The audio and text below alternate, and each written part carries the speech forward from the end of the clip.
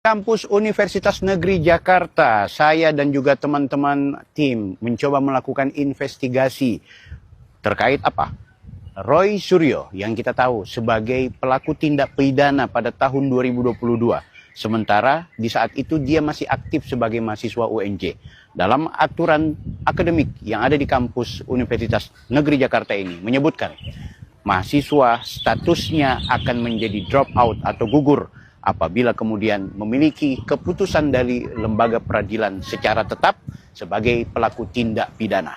Roy Suryo sudah melakukan hari itu, dan apakah kemudian gelar seorang Roy Suryo akan dicabut karena ternyata UNJ baru saja mengetahui seorang Roy Suryo adalah pelaku tindak pidana yang sudah berkekuatan hukum tetap dan seharusnya dari pihak UNJ mencabut identitas doktoralnya. Seperti apa? Ikuti diskusi saya bersama teman-teman berikut ini.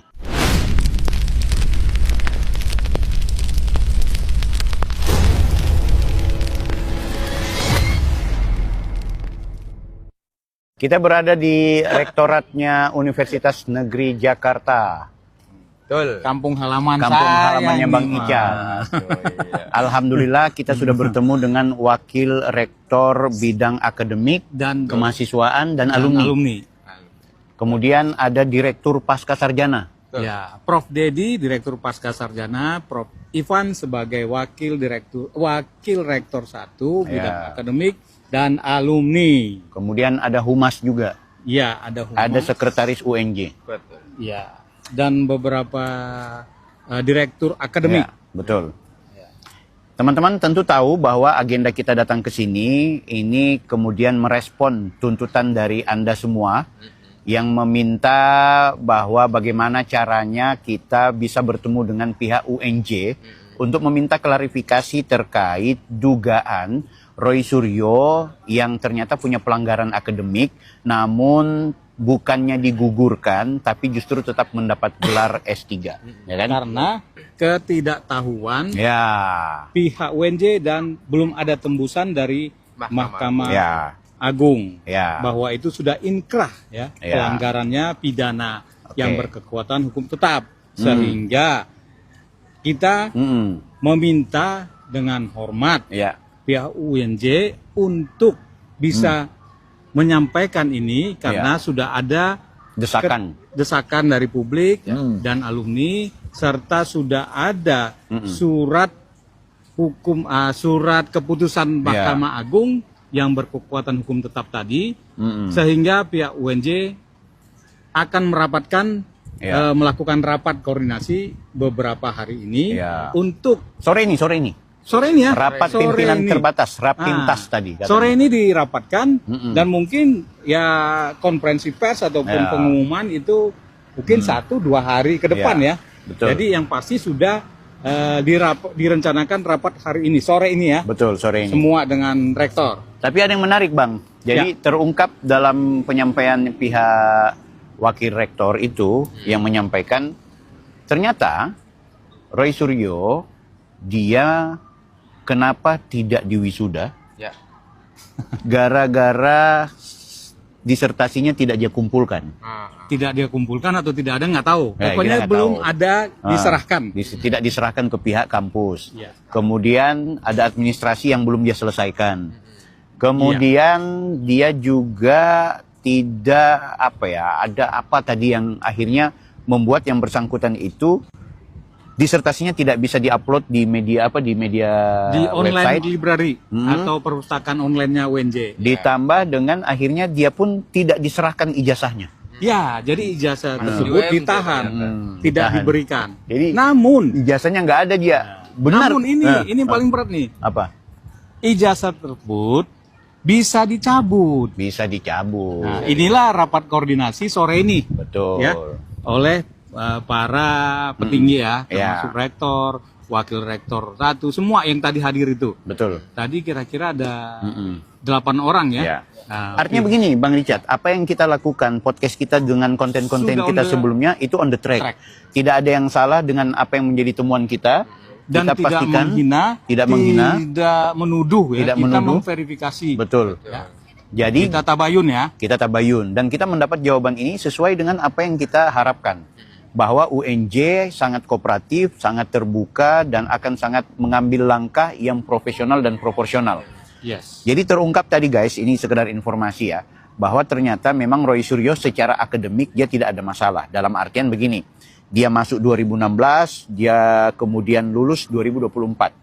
Jadi masih ada durasi 7 tahun. Iya, 2024 Januari. Jadi 7 tahun, 7 sampai hampir 8 tahun ya. Iya, iya. Perkuliahan yang bersangkutan, sehingga itu tetap tidak ada masalah secara akademik. Dia ada proses ujian, dia ada proses perkuliahan, dia ada bayar SPP, itu semua dia lakukan.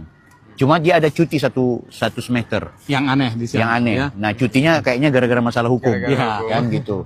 9 bulan tapi 6 bulan cutinya. Iya. Nah, itu juga aneh. Nggak apa-apa, nggak apa-apa. Yang jadi Biar aja dulu. Yang jadi pertanyaan di situ. Nah sekarang memang kemudian yang harus kita gali lagi adalah soal apa sikap UNJ ketika UNJ sudah mengetahui.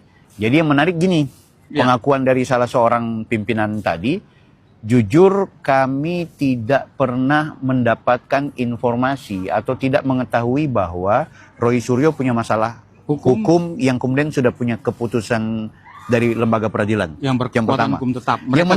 Yang menarik adalah ada yang baru tahu. Saya baru nanti peristiwa ini baru saya tahu ternyata Roy Suryo itu adalah alumni UMJ. Nah, itu wakil direktur 1.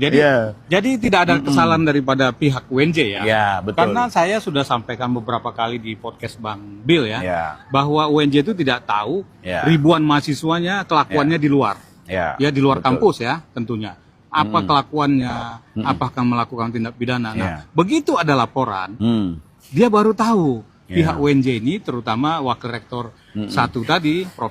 Ivan itu mengatakan, dia baru tahu bahwa Mas Roy Suryo itu adalah alumni UNJ.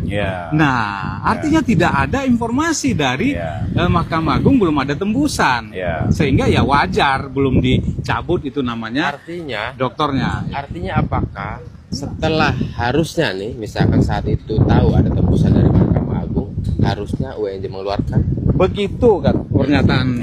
Kalau dia tahu, seandainya saya tahu, kata beliau ya, saya akan drop out beliau. Sebab ternyata tadi yang saya mencengangkan juga bahwa ternyata ada kasus mahasiswa lain yang kemudian di drop out setelah UNJ mengetahui bahwa beliau ini adalah terkena hukum, kasus hukum, ya kan? Berarti salah artinya, satu gubernur lah. Ya, satu gubernur. Artinya bahwa pasti drop out ketika UNJ ini mengetahui secara betul, apalagi misalkan tembusan inkrahnya dari Mahkamah Agung. Hanya memang gini Bang, otokritik kita juga, kita tidak bisa juga menyalahkan Mahkamah Agung karena Mahkamah Agung tidak mengetahui bahwa Roy Suryo itu sebagai mahasiswa UNJ dan tidak mengetahui aturan di UNJ gitu. Ya, jadi sama-sama nggak tahu. Ya, tapi ingat karena ini sudah menjadi keputusan negara, maka ketika kasus hukum ini sudah terbongkar, peristiwa ini sudah terbongkar, kita butuh sikap tegas dari UNJ.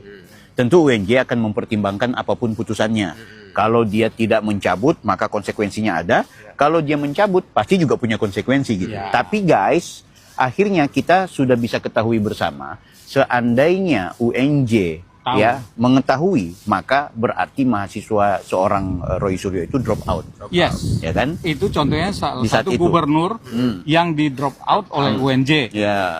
Karena terpidana. Nah, ternyata banding dan gubernur tersebut menang. Akhirnya gelar yang sudah dicabut tadi diberikan lagi gitu. Ya, fair ya. Gitu, fair, saya bilang UNJ fair. Nah, kalau ini kan tidak tahu. Maka saya berkeyakinan yang sangat kuat, Bang, bahwa itu akan dicabut. Karena saya